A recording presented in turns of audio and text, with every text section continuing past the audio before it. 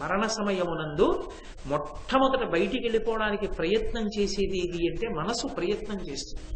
అది బయటికి వెళ్ళిపోవడానికి 5 జ్ఞానేంద్రియముల యందు ఉండేటటువంటి శక్తులను 5 కర్మేంద్రియముల ఉండేటటువంటి శక్తుల్ని వెనక్కి లాక్కుంటుంది. దానికి అది మొదటి నుంచి అలవాటు, దానికి ఆ తర్ఫీదు ఉంటుంది.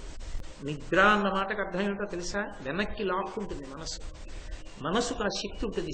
ఒక స్పాంజిని పట్టుకెళ్ళి నీళ్లలో వేస్తే నీటిని ఎలా లాగుతుందో అలా మనసు ఇంద్రియముల యొక్క శక్తిని లాక్కుంటుంది.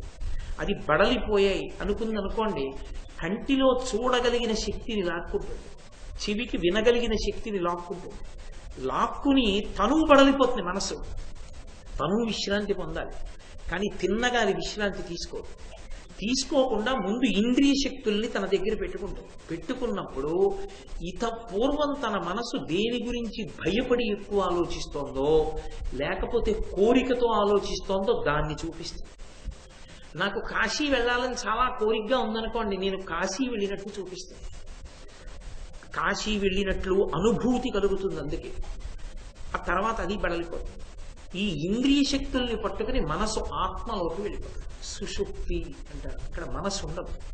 ఆ మనసు లేని స్థితి యందు, ఇంద్రియ శక్తులు లేని స్థితి యందు ఏది ఉంటుంది అంటే కేవల సుఖం ఉంటుంది.